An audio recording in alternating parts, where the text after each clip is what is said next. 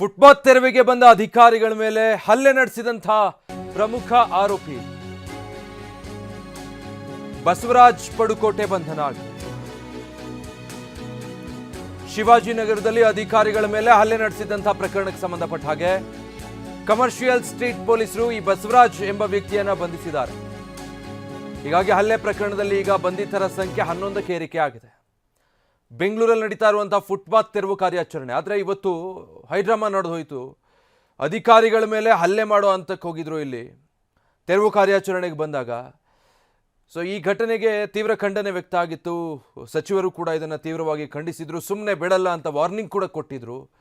ಈ ಪ್ರಕರಣದಲ್ಲಿ 10 ಜನರನ್ನು ಬಂಧಿಸಲಾಗಿತ್ತು ಇದುವರೆಗೂ. ಈಗ ಪ್ರಮುಖ ಆರೋಪಿಯನ್ನು ಬಂಧಿಸಲಾಗಿದೆ.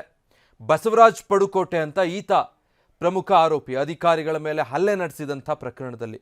ಸದ್ಯ ಇದೀಗ ಶಿವಾಜಿನಗರದಲ್ಲಿ ಅಧಿಕಾರಿಗಳ ಮೇಲೆ ಹಲ್ಲೆ ನಡೆಸಿದ ಈ ಪ್ರಕರಣಕ್ಕೆ ಸಂಬಂಧಪಟ್ಟ ಹಾಗೆ ಕಮರ್ಷಿಯಲ್ ಸ್ಟ್ರೀಟ್ ಪೊಲೀಸರು ಈ ಪ್ರಮುಖ ಆರೋಪಿ ಬಸವರಾಜ್ ಪಡುಕೋಟೆಯನ್ನು ಕೂಡ ಅರೆಸ್ಟ್ ಮಾಡಿದ್ದಾರೆ. ಅಲ್ಲಿಗೆ ಅಧಿಕಾರಿಗಳ ಮೇಲೆ ಹಲ್ಲೆ ನಡೆಸಿದ ಈ ಪ್ರಕರಣದಲ್ಲಿ ಒಟ್ಟು 11 ಜನರನ್ನು ಬಂಧಿಸಿದ ಹಾಗಾಗಿದೆ.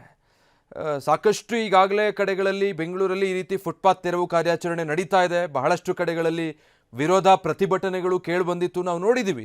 ರಸ್ತೆಯಲ್ಲೇ ಕೂತು ಬೀದಿ ಬದಿ ವ್ಯಾಪಾರಿಗಳು ಪ್ರತಿಭಟಿಸಿದ್ದು, ಅವರ ಕಷ್ಟಗಳನ್ನು ಹೇಳಿಕೊಂಡಿದ್ದು, ಅವರ ಆಗ್ರಹಗಳು ಎಲ್ಲವೂ ಒಂದು ಕಡೆ ಇತ್ತು. ಆದರೆ ಅದೆಲ್ಲವನ್ನು ಮೀರಿ ಅಧಿಕಾರಿಗಳ ಮೇಲೆ ಈ ತೆರವು ಕಾರ್ಯಾಚರಣೆಗೆ ಯಾರು ಬರ್ತಾರಲ್ಲ ಸರ್ಕಾರಿ ಅಧಿಕಾರಿಗಳು, ಅವ್ರ ಮೇಲೆ ಹಲ್ಲೆ ಮಾಡೋ ಹಂತಕ್ಕೆ ಹೋಗಿತ್ತು. ಈಗ ಆರೋಪಿಗಳ ಬಂಧನ ಆಗಿದೆ.